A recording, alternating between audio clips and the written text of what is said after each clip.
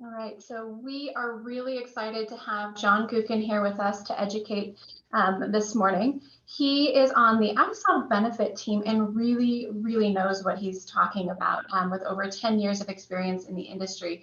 And this last year in particular kept him more than busy keeping up with all the legislative things that changed and then changed again, and then how guidance came out and changed it again. So he's been very immersed in this world, and he's done just a phenomenal job of keeping up with all of the changes and keeping us apprised of it, and letting us also keep you and all of our clients in the know.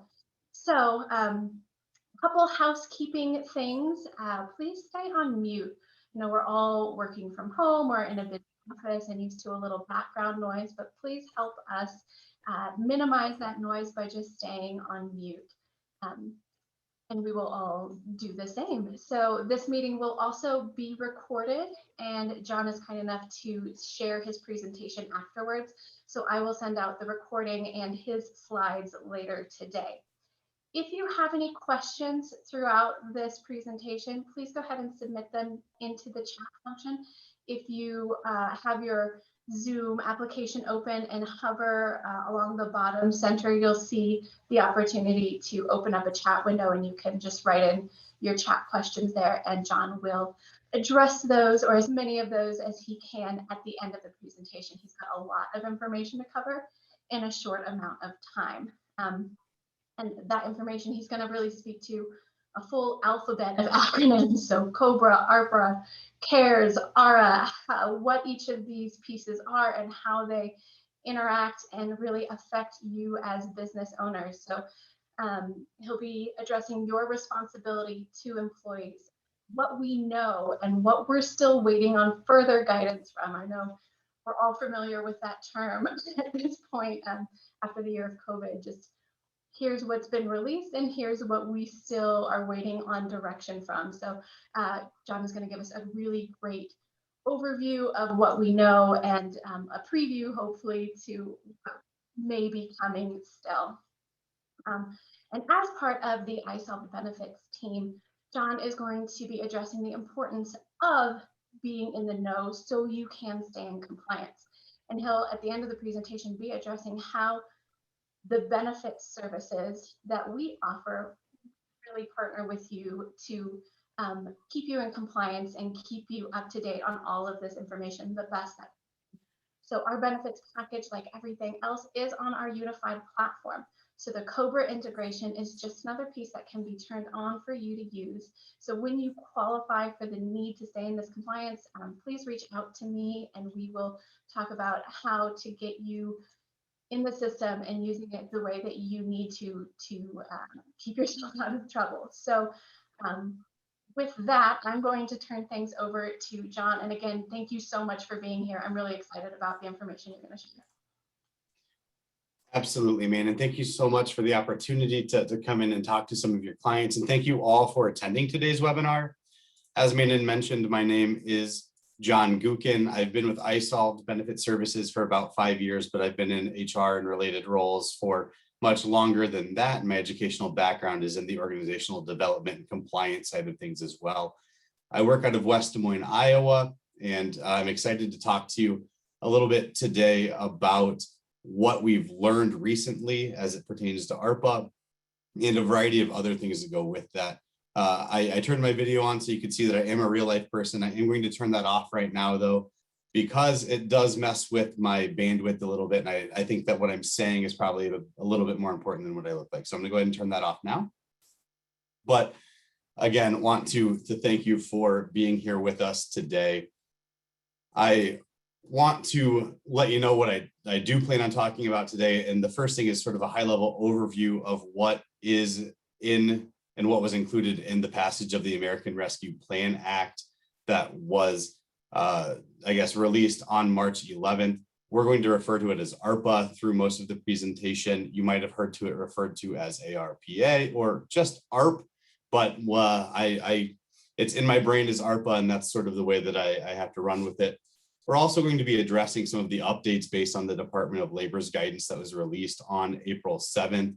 I'll begin by providing sort of a brief state of the union, though, in regards to the TPA industry. And then I'll provide that high-level overview of what ARPA is as it relates to the COBRA industry. And then I'll close by presenting what we've been doing at iSolve Benefit Services to handle these changes on behalf of our clients. So again, look forward to sharing a bunch of information with you. But I do want to make one last disclaimer, and that's that the information presented in this presentation is as iSolve Benefit Services understands it. It's subject to change based on agencies that may and probably will issue some additional guidance here. But like I mentioned, I want to start by noting that there's been a significant change in the compliance landscape dating back to the declaration of the national emergency created by COVID-19 back on March 13th of 2020. iSolve Benefit Services had to react very, very quickly to convert to a fully remote workforce, and we're able to do so by March 18th. We did this by issuing all new phones, new laptops, and creating new processes for our employees to be able to work from home for what we thought would be a much shorter time, but really prepared us to work from home for the foreseeable future. And we still have a majority of our workforce working from home and meeting our client needs from home. On March 27th, the CARES Act was passed and it allowed a couple of changes within our industry because we're also in the FSA, HSA, and HRA space. So it started to allow over-the-counter medications without a doctor's note of medical necessity. It also allowed FSA changes without life events for the first time. And the thing that I think is perhaps the biggest change and the most lasting change is that included in those over-the-counter medications was feminine hygiene products from an FSA perspective. So it did require a change on our end to be able to allow for our system and our teams to be able to process over-the-counter claims and menstruation care products as well. And then we have a lot of clients who have decided that they wanted to change, I guess, some aspects of their plan, allow life events mid-year because of COVID. So we've had to update a lot of the ways that we've handled things as a result of that piece of legislation. And then I think it was May 4th, there was the Department of Labor who better described tolling of COBRA timelines under the CARES Act, or as a result of, I guess, permissions granted by the CARES Act, which extended the COBRA election periods by up to 12 months. After that, we had a relatively quiet span of time up until December 27th of 2020, where the Consolidated Appropriations Act was signed into law, which allowed employers to adopt new grace periods for FSAs and to, again, make FSA changes without what was known as a qualifying life event before. So we had to make these changes relatively quickly. The next thing that came out from a legislative perspective was a notice letting us know that under ERISA, timelines can only be told from a COBRA perspective for up to 12 months. So and we were tasked then with notifying all of our participants who were still within this election window because of the timelines that had been extended from 60 days from receipt of notice to indefinite. We were tasked with letting those individuals know that they were no longer within an election window and they wouldn't be able to continue their benefits any longer. And then on March 11th, of course, what we're here to talk about today, the American Rescue Plan Act was released, and we got some additional guidance on April 7th, though it wasn't as robust as we would have liked. The American Rescue Plan Act, of course, included a 100% subsidy for individuals who are still within or who met certain criteria for COBRA eligible benefits, and also increased the dependent care maximums up to $10,500 for plans that started in 2021. But there are a couple of complications with that, especially for mid-year plans, because I guess the way that these dollars, the maximum was increased was not based on plan year but was rather based on tax year. So that's an important thing to note as well. Like I mentioned before, I want to get into sort of the compliance aspects of ARPA, which again was signed into law in March and then had some follow-up documentation early April. And I want to just really go over what the law was trying to do. And the law was an attempt to provide additional relief to address the continued impact of COVID-19 on the economy, on individuals, and on businesses. The law itself was 242 pages, but it included provisions that affected unemployment and student loans and a whole host of other things. Today, I'm going to dig in though on the 10 pages of the act that impact COBRA continuation, the guidance that was released earlier earlier last month, and what we have learned through conversations with the Department of Labor at ISOL Benefit Services, and finally, how the American Rescue Plan Act has affected our administrative services. I also want to note that the American Rescue Plan Act includes requirements that are independent of other relief measures that suggest that employers and plan administrators provide deadline and timeline information to qualified beneficiaries.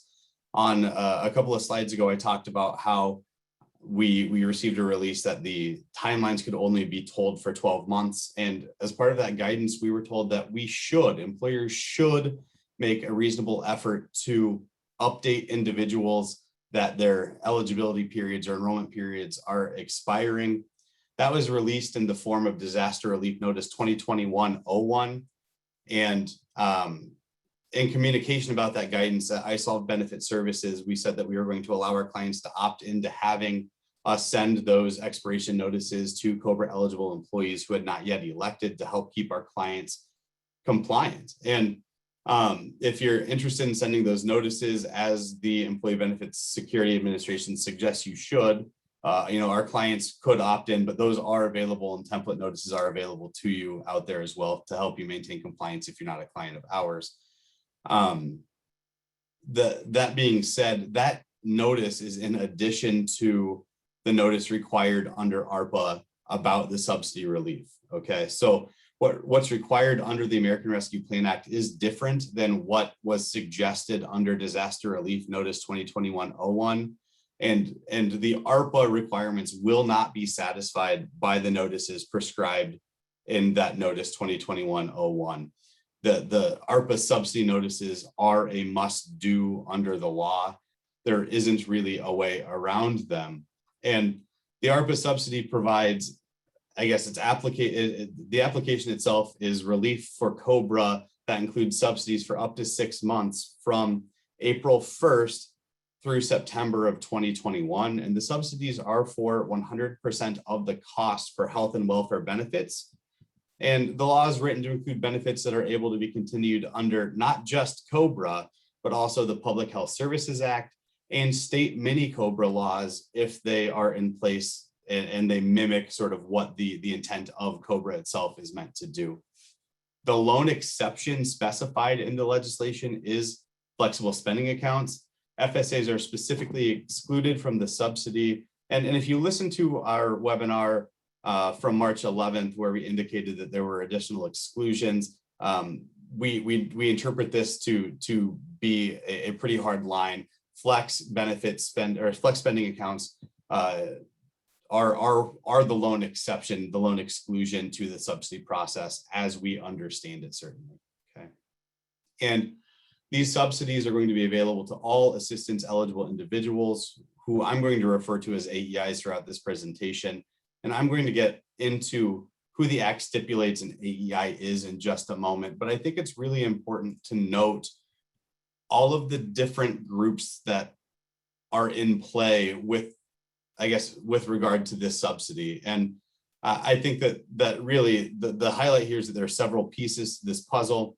The legislation is going to affect any employer who's subject to COBRA or the Public Health Services Act or state mini COBRA. All of the qualified beneficiaries of those employers, all of the carriers for all the health and welfare benefit plans, and of course, COBRA TPAs, which ISOL Benefit Services is. And we really want to make sure that everybody understands what that means for our clients and our partners who are working on behalf of our clients. So first and foremost, I want to talk about who qualifies for the subsidy. The first step in notifying qualified beneficiaries about the subsidy is identifying who is a potential assistance eligible individual. In order to be considered a potential AEI, qualified beneficiaries and their dependents on health and welfare benefit plans must fit the following requirements. First, they must have lost coverage either to involuntary termination or a reduction in hours. I want to clarify that you may have heard ISOLV refer to the involuntary reduction of hours in prior releases. We knew for sure that the subsidy would apply to involuntary reduction of hours and wanted to see if guidance further expounded upon that. And it has, which is the good news. The Department of Labor has confirmed that a reduction in hours does not have to be involuntary for that individual to be subsidy eligible. So wanted to make that point of clarification. We've gotten that question quite a lot over the course of the last several weeks. So along with loss of coverage due to reduction in hours or involuntary termination, the qualified beneficiaries must be within their maximum COBRA coverage windows. So that's going to include anybody who's newly COBRA eligible, QBs who initially elected and have since dropped coverage, and qualified beneficiaries that have not elected at all yet from their standard after receiving their standard COBRA notices. And because of that, all of these groups will lead to an additional election period for individuals who may have already received their standard COBRA election notices. And you may hear me refer to this new election period as a second chance or a special election period. What I mean by that is just a period or election period that's been triggered by the COBRA subsidy under ARPA, because we have to let those individuals know what they have rights to. Okay. And just to dive a little bit deeper into that, those qualified beneficiaries who have a second chance to elect coverage can take advantage of the subsidy by electing COBRA within 60 days of being notified of that subsidy opportunity. And the coverage is going to be prospective from April 1st if they had an event prior to April 1st. And the subsidy cannot be retroactively applied prior to April 1st of 2021. So if you had somebody who became COBRA eligible in December of 2020, the free coverage does not extend prior to April. So they can't get free coverage from December through April. And because of this, it's not only possible, but probable that a lot of employees or former employees are going to have a gap in coverage. That is expected. There will be a lot of individuals, for instance, who have lost that coverage prior to 4/1, who never elected under COBRA, who will be able to receive that subsidy going forward. I think it's also really important to note that these AEIs cannot be made to pay for coverage between that original coverage date and the new special election opportunity. It's essentially starting fresh as of 4/1. And we had some questions on this, and because of that, we reached out to the Department of Labor. The original legislation and the Department of Labor's FAQ seem to indicate that an AEI who is eligible for the subsidy as of April 1st might be able to choose to restart coverage as of their election date into the subsidy program rather than defaulting back to 4/1 automatically. We have received verification from the Department of Labor that the election date for subsidized coverage is 4/1 for individuals whose qualifying event was prior to 4/1. Even if they had marketplace coverage during and after April. And I'll talk about those implications here in a minute, because there are some implications for those individuals. And I think it's important to understand those as well. We've also received some verification that the AEI only has 60 days to elect the subsidized coverage, even though they may have 90 days to switch plans if you allow that as an option. There was some consideration or some questions regarding that period as well, but 60 days for election is the key number here. What does this look like though?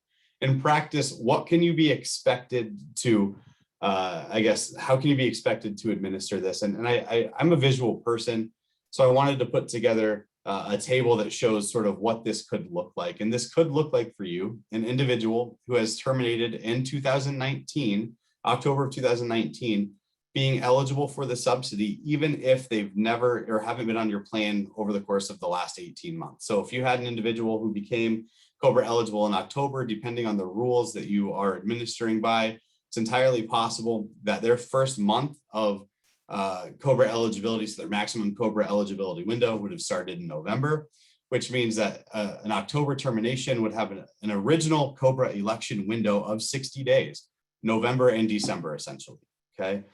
Starting January in this situation, if they didn't elect COBRA in that time period, they wouldn't be eligible to hop on or to elect COBRA coverage for all of 2020 and for the first quarter of 2021, because the tolling of timelines had not yet been put into law yet. So these individuals would have been unaffected by COBRA timelines getting tolled or that extension of the election period. And in this situation, that individual should still receive a notice, even though they're only eligible for the subsidy for April of 2021. And this is, I guess, made a little bit more complicated by the fact that these notices of subsidy eligibility don't even need to go out until the last day in May. So it's possible that you're going to be required to send a notice to an individual letting them know of subsidy eligibility for April when it's already past April. A lot of moving pieces, as you can see, a lot of different things to consider and contemplate as we're trying to interpret this law, but wanted to make sure that you guys had an idea of who really is affected. It's not just people who are newly enrolled into COBRA or newly offered COBRA. It's anybody who has had a COBRA event dating back to potentially October of 2019. And so yeah, again, I wanted to make sure that you had that piece as well, that I guess that visual, if you will. Okay. I also mentioned that even if an employee or a qualified beneficiary is carrying marketplace or other individual coverage, they must start their subsidy eligibility on April 1st. I guess it's important to note first and foremost that carrying individual coverage or marketplace coverage or Medicaid, it does not preclude somebody from being eligible for the subsidy. If you know of a former employee who is on individual coverage, they still can come back and hop on your plan, and moving from individual coverage to COBRA to take advantage of that subsidy is allowed. That individual must notify their coverage provider of the enrollment in another minimum essential coverage plan, but it certainly is allowed. And taking advantage of the subsidy will affect that participant's ability for premium tax credits and health insurance tax credits. Now, this is really on them to understand, but I did want to highlight it for you. A lot of individuals are receiving credits to be on marketplace plans if they don't have access to healthcare other places. If this subsidy event does trigger their eligibility to hop back on your group healthcare plan, they would be ineligible for the credit. So it's possible that an individual could have individual health coverage in April and in May. And the reality is that those carriers are not likely to allow them to retrospectively terminate their coverage. So they will be receiving tax credits for April and May in this situation. And because the law says that the subsidy must start on April 1st, they're going to be double covered during that period, which will lead to some tax implications, we believe, from the premium tax credits and the health insurance tax credits, because they wouldn't be eligible for those because they're double covered, or they are covered under a group health plan. So I guess that's important to note, more so for your former employees, but wanted to make sure that you had at least a high level overview of that as well.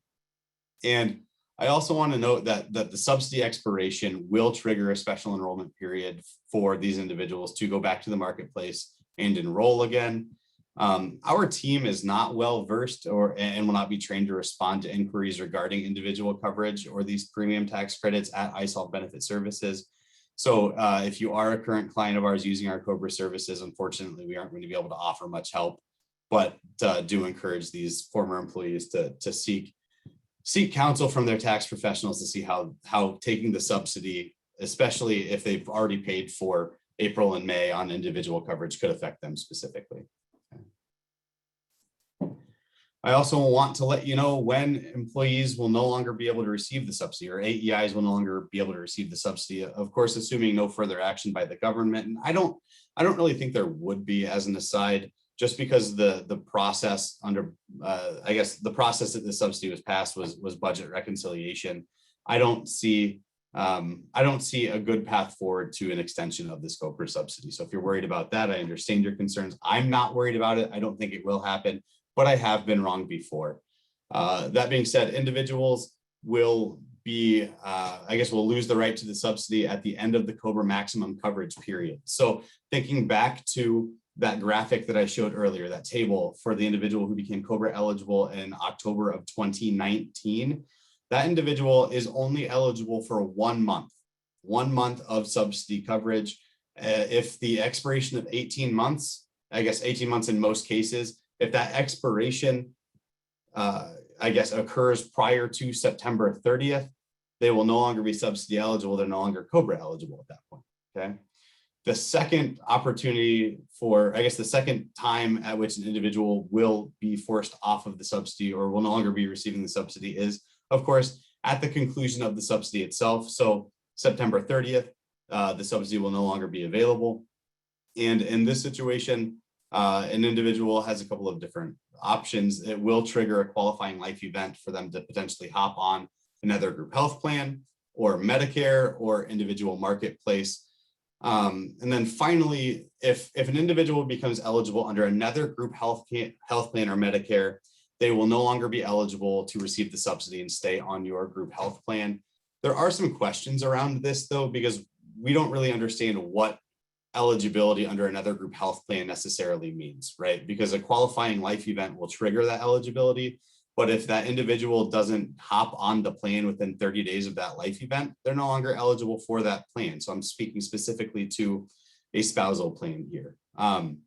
That being said, if one of your employees does become eligible under that another group health plan, they must notify you or the carrier that they're no longer eligible for the subsidy. And if they don't, there could be fines and penalties for doing so. I do want to let you know that when in this section of the law, when the I guess when the writers defined group health plan, they did specifically exclude plans that offer only accepted benefits here. So my understanding is that's going to be your dental and vision, FSAs, as well as CUSERA. So if they go to a new employer that's only offering them a dental, a vision plan, and a CUSERA, they still can stay on your plan as far as we understand. So something to note there. Another struggle to note with this is that it is really on the employee to determine whether or not they've received coverage or an offer of coverage under another group health plan. And there's not a whole lot that we know of right now from an employer perspective that you can use as recourse. We do think that the IRS might utilize forms 1094 and 1095 under the Affordable Care Act to try to determine when an individual may have had I guess an offer of other coverage or eligibility under another group health plan. So there might be a mechanism for policing this, but we're not really sure how that's going to be utilized. For employees or qualified beneficiaries who do, I guess, enroll in the subsidy, they do accept the subsidy because they're subsidy eligible. The premiums are going to have to come from somewhere. And the reality is upfront, employers are going to be responsible for paying benefit carriers the cost of the coverage for these subsidy eligible employees or individuals. You'll be able to recover these payments via a tax credit on quarterly payroll taxes, so your Form 941, and you can claim a refund or a credit if the amount of the subsidy exceeds what you owe or what's due to you. So that's important to note as well. For those employer groups who don't think that this is going to be possible from a cash flow perspective, we have heard from the IRS that they are in the process of updating their Form 7200 for the advanced payment of employer credits due to COVID-19. I'm not sure where they are at in that process, but do want to know that there may be an option for those groups who may be unable to, I guess, take the burden on of paying the carriers the cost of these premiums while they wait for a subsidy. Okay. In terms of what you're required to do as an employer, those individuals, those employees who had a qualifying life event prior to 4/1 that didn't receive notice that there's a subsidy must be provided with a notice within 60 days of April 1st is what the law says. So by the end of this month, anybody that you had termed involuntarily or due to a reduction of hours from your benefit plans dating back to October of 2019 does need to receive an additional notice. If you have a COBRA TPA, hopefully they have a plan in place for that. If you don't, the Department of Labor does have model notices for you to use for this. But this isn't the only notification. On an ongoing basis, your COBRA notices need to include subsidy language for all employees or former employees. I guess all qualified beneficiaries is the word I should use there. regardless of whether or not they were voluntary term or involuntary term. If they have a COBRA event, the new notice needs to be sent out. The good news is that the DOL did give us model notices back on April 7th for us to look at. But on an ongoing basis, you need to be utilizing that new form for subsidy eligibility. And if you are going out to the DOL website, there are two forms that you really need to make sure that you're pulling. One is the model notice, and then the other is essentially the application for the ARPA subsidy. They aren't bundled together in the same model notice. One of them is a summary something or other. I can't remember the exact titles, but it is out on the DOL website. When the expiration date is approaching for the subsidy, employers or plan administrators do have the responsibility to notify the assistance eligible individuals that their subsidy window is coming to a close. So that's going to be anybody who is timing out, if you will, of the subsidy, or as we're approaching September 30th. So the notice is going to let them know that, hey, you're no longer subsidy eligible as of this date. It does trigger either a qualifying life event for other coverage, or you may be able to continue on COBRA if you're still within your 18-month window for a COBRA benefit or COBRA benefits, but you must pay for it. That notice needs to be provided between 15 and 45 days prior to that subsidy expiration date. So important timelines here that certainly at ISOL Benefit Services, we are more than able to help our clients with and do on behalf of our clients, but something to keep in mind if you are doing COBRA in-house right now. Okay. I also want to note that notice requirement for the termination of the subsidy doesn't apply if the individual is going to be losing the subsidy due to eligibility under another group health plan or Medicare. So a little bit of a caveat there. And in terms of ARPA legislation and all of these fun things, we've been promised more guidance than what we've been given. Several weeks ago when we talked to the Department of Labor, in the coming days, we were supposed to receive additional guidance from the IRS, and that frankly didn't happen, unfortunately. But we're also hoping to understand what constitutes an involuntary termination. We haven't gotten clarity on that. What's the impact of severance agreements or other employer-paid subsidies on the ARPA subsidy? Like, will that subtract from the ARPA subsidy? What does it mean to be eligible for other group health plan coverage? Like I said earlier, if an individual is initially able to hop on a spousal plan, but then doesn't, they're no longer eligible to hop on that plan, at any time. So does that mean they'd become eligible for the subsidy again? Maybe. We don't know because the IRS nor the DOL have given us that guidance. For those of you who might be in California, where there is an extension of COBRA rights beyond what is federally mandated, is somebody who is still within that maximum state continuation window eligible for the subsidy? We don't really know. I don't think that falls within the intent of the subsidy itself, but the way it's written to include state continuation that is similarly posited to COBRA continuation, it very well may be covered. So something to consider from that perspective as well. And then, will the subsidy extend to participants who are either in a disability period or have a secondary event after the initial event that made them an AEI? So maybe that is a divorce or a spouse becoming Medicare eligible. So a couple of questions that we don't really understand or know the answers to, and we haven't really been given a whole lot of guidance on any of this stuff, but we're hoping for it.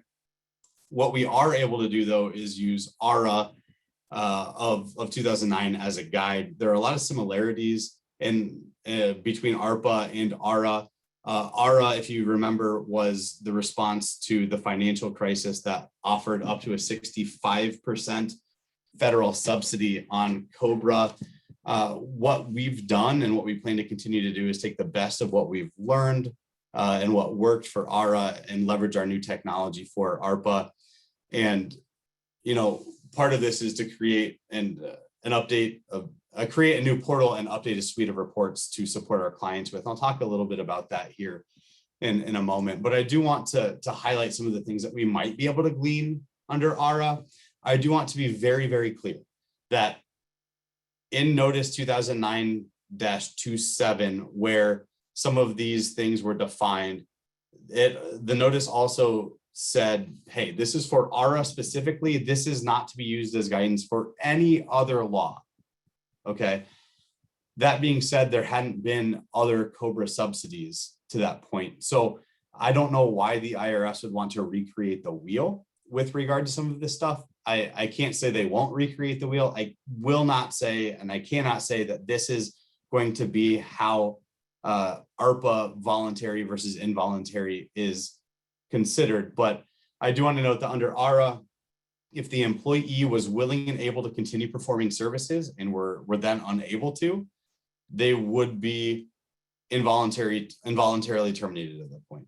Termination from employment due to the independent exercise of the unilateral authority of the employer, again, involuntary termination. And I also want to note that severance agreements don't necessarily indicate voluntary termination. Severance agreements could be considered involuntary in several different cases and that type of thing. And then finally, if an employee initiated the severance of the employment, it doesn't necessarily mean that that's voluntary either if it was due to something that you've done as an employer that caused a material negative change in the employment, or if absent voluntary termination, you would have terminated the employee anyway. So it's sort of one of the, you can't fire me, I quit type of deal. If they say I quit, even though you were going to get rid of them, they're still going to be subsidy eligible, or at least they were under ARA. They may not be under ARPA, but we don't have anything else to guide these types of decisions.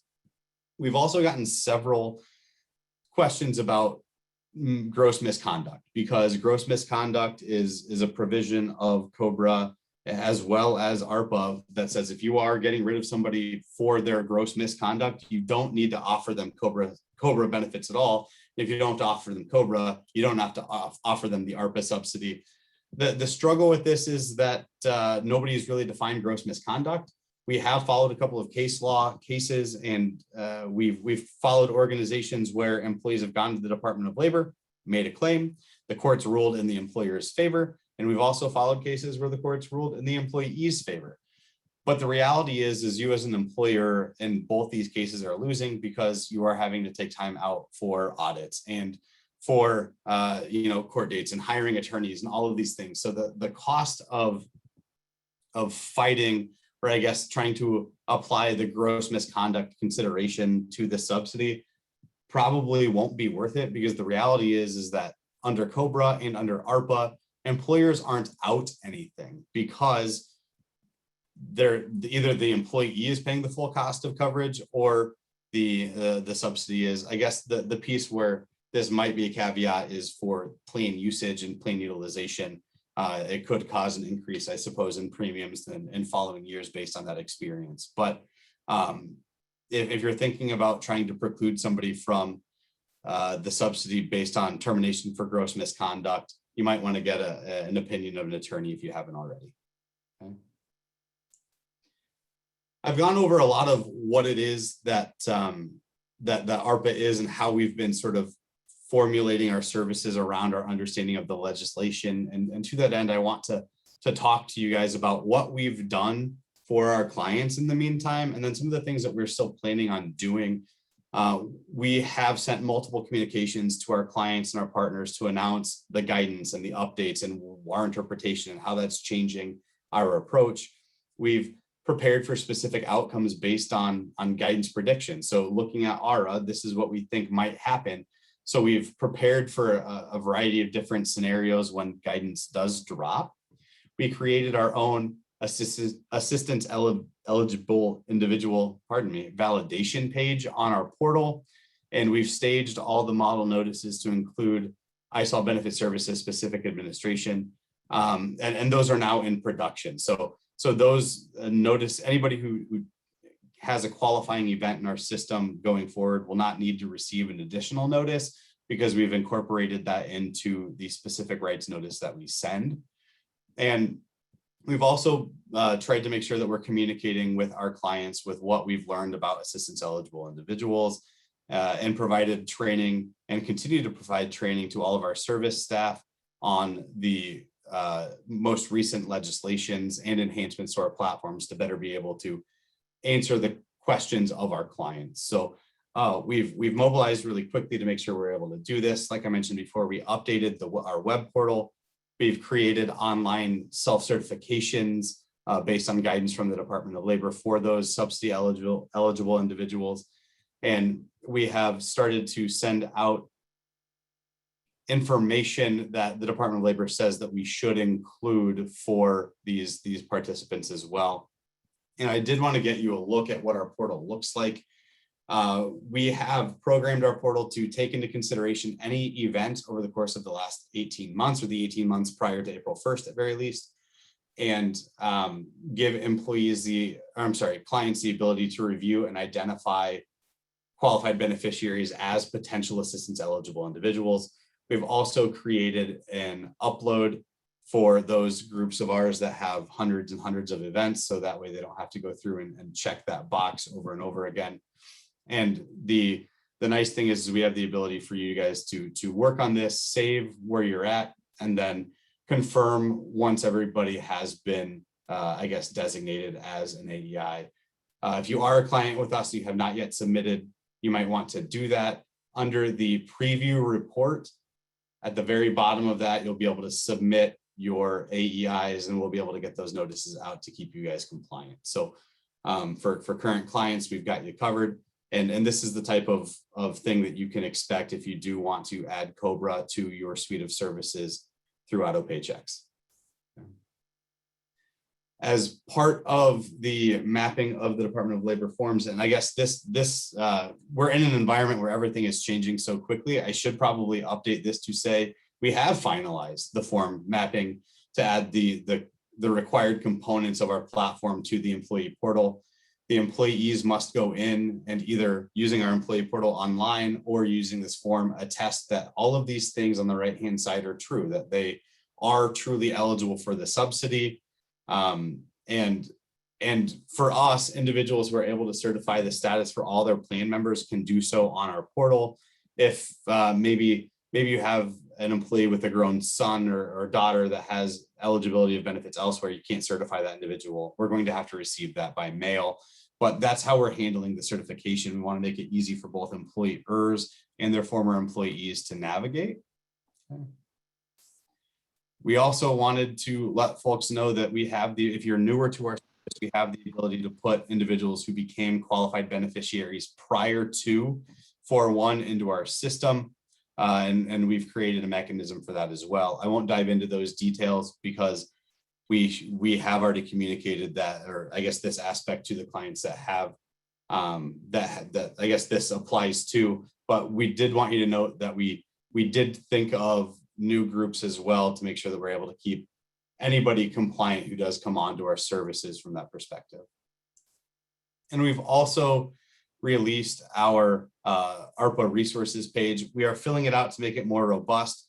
The logo says coming soon, but it is up and going. It just isn't as robust as I would like it because some of the things that we've put together need to go through marketing for approval. But every day we're putting more things out there in terms of resources. So feel free to drop by the ISOL Benefit Services ARPA resources page to see if you have any questions after this as well. And I guess just from some additional housekeeping pieces, we are still working on finalizing those plans for individuals who are subsidy eligible and have paid for premiums in advance. And you might have employees like this who are, or former employees who have paid for coverage in advance. It's not uncommon for us to get somebody who pays for dental or vision or even medical 6 months out because they don't want to have to worry about it. Well, if they're subsidy eligible, you may have to refund those funds to your former employees. So that's something to keep in mind as well. If you do choose to utilize ISOL Benefit Services from a COBRA perspective in partnership with Auto Paychecks, new events will be able to be designated as, fitting the criteria for AEIs. So we will help audit. If you provide us with qualifying event information, you'll be able to let us know, hey, yes, this individual is an AEI based on the termination and event type, and we'll be able to process that and apply individuals who do, enroll in the subsidy to our reporting for you. So you'll be able to get quarterly reports, weekly reports, and monthly reports about who's receiving what subsidy, so you can apply that for reimbursement as well. Want to make sure that tracking that data is easy enough for our clients that they don't feel like it's an additional burden or a task. And as we go through this process, I also want you guys to know that we're increasing our support teams, investing in our technology, and we're doing this because we want to make sure that we have a positive experience for clients and participants. I do want to let you know that, and I'm sure that others in the industry are seeing this as well, we've had nearly 20 times more calls for certain groups than we have in the past. So a group that only called us maybe 3 times a year, a lot of times that has increased to 30, 40, 50 times over the course of the last 12 months. So we recognize the need to increase our service team. We're also working on a process for billing the 2% administrative fee back to clients. Normally that's going to be covered by your qualified beneficiaries. Under the subsidy though, that is something that's going to get charged back to our clients, but it's included in the refund that our clients are going to get from the tax credit from the government. So on your 941s, you'll be able to recoup those expenses as well. And we are preparing all of the billing notices that for the continuation coverage notices in connection with that extended election period that we've had to send already. We refer to that as the ARPA notice. But all of these things are things that we're working on the back end to make sure that our client experience is as good as it possibly can be. And for those of you who are wondering how we are getting this done, we've done so in 3 phases. We've completed phase 1, which is to allow submissions of those AEIs. We have opened up AEI uploads, and we've added fields in our platforms for AEIs to be able to confirm all of this. So we really want to provide our clients with the tools to make that, or to allow them to easily fulfill their obligations under the American Rescue Plan Act. We are working on updated notices and mailing these notices right now. We expect to have to mail roughly 300,000 to 400,000 notices based on the data that we have coming in right now. So quite an endeavor. Our mailroom is running with vigor many hours of the day, and we are staffing up to be able to accommodate that, because these notices do have to go out by the end of this month. So that is something that's currently happening. And then the last phase is to make sure that the subsidy verification reports are out and going. Online special enrollments and mid-year enrollments take into consideration some of these subsidy pieces as well. So not only working on things that we need to do yesterday, today, and tomorrow, but also 3 months from now as well. So have a really strong team from a compliance perspective, working to make sure that all of this is put together for our clients. And I've talked to you a lot about what it is that we're doing, but I think it's probably easiest to just talk to you or show you a graphic at very least of what this subsidy process looks like. If you're a client of ours, the first step is to identify those potential AEIs, finalize that list, and then we'll be able to send those notices to you. We'll process all of those elections as well. The notifications and fee invoicing will happen automatically as well. We'll send out all the notifications for the subsidy termination. Make sure you have all the data that's required for your tax credit reports, and of course, handle loss of subsidy eligibility as it comes as well. So our goal is to be able to provide a start to finish product for our clients and for our partners like Auto Paychecks to make sure we're meeting your guys' needs. I do want to make sure that we have some time left over for any questions that you do have. I do want to let you know that we will be releasing additional information and having some additional guidance when we receive it from, I guess, from certain agencies, the IRS and the Department of Labor. But in the meantime, Manon, are there any questions that have come in that I can hopefully try to address? Yeah, we did have one question come in. It was a little bit ago, but Linda asks, and I don't know exactly what the context is, but what about someone that was terminated when they chose not to return after I think it's 12 weeks of FMLA time off? See, an FMLA time off is something that we are looking for more guidance on. That is an event that's not explicitly talked about. But that being said, the COBRA qualifying event is going to be important here, because the scope of the law is pretty narrow. It's, hey, did you lose coverage due to involuntary termination or a reduction of hours? And if the answer is yes to one of those things, they very well may be subsidy eligible even still. If the answer is no, according to the law, I don't think they would be subsidy eligible. So I think it's going to depend on how it is that you coded that individual. Again, we are looking for and hoping for more guidance as it pertains to leaves, voluntary leaves, and I guess an individual's unwillingness or inability to come back after a leave, whether it be medical related or military or a furlough of sorts or a layoff. So unfortunately, I don't have a great answer for you because the guidance hasn't specifically addressed that. But I think that you would be fine leaning on your interpretation of the COBRA qualifying event itself. Thank you. We had another question that just came in from Kathy, and she asks, what if someone becomes eligible for COBRA after 4/1 of 2021? Would they potentially qualify for the subsidy? Yeah, absolutely. So anybody who terminates or anybody who loses coverage prior to September 30th of 2021 is going to be eligible for the COBRA subsidy. The reason I've highlighted individuals and events prior to 4/1 so much is because on a go forward basis, we have the tools in place, the model notices to include all of the subsidy language and notices that will go out prospectively.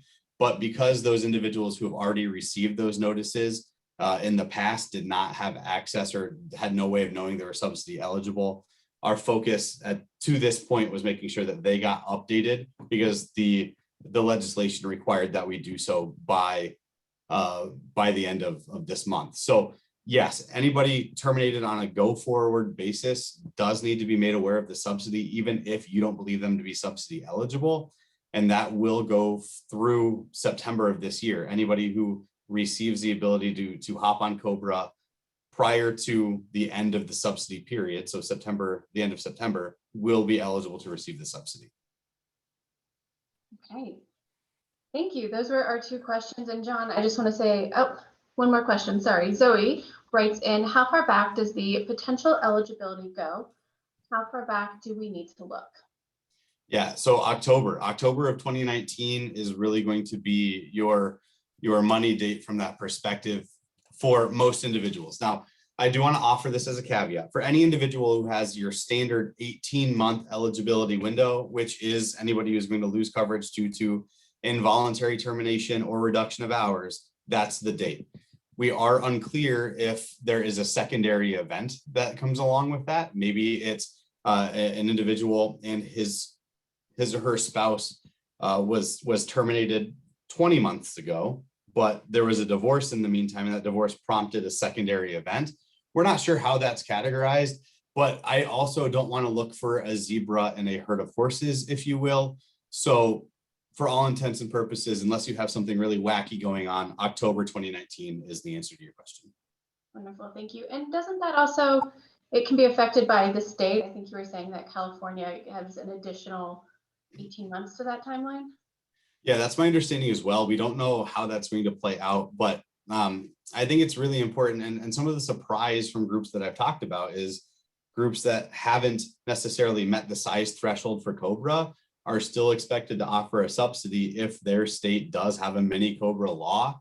And that being said, ARPA doesn't change the rules of the state mini COBRA. So if you haven't, I live in Iowa. Iowa has a 9-month mini COBRA. It doesn't exceed or it doesn't extend my ability to be covered for 18 months under state continuation. I still have to follow all the rules of state continuation. But if I follow all those rules for state continuation and I am otherwise eligible for the subsidy, I must be given that subsidy under state continuation laws or coverage, if you will. I hope that made sense. I think it did. Thank you. Okay, great. And does Colorado have a mini COBRA law? You know, I believe it does actually have a state continuation mini COBRA law. I can verify in a moment, but I'm fairly certain it does. Okay, and I honestly, I don't know right off the top of my head. So we will get the answer to that question and send it out in the follow-up email along with the recording and the slides from today.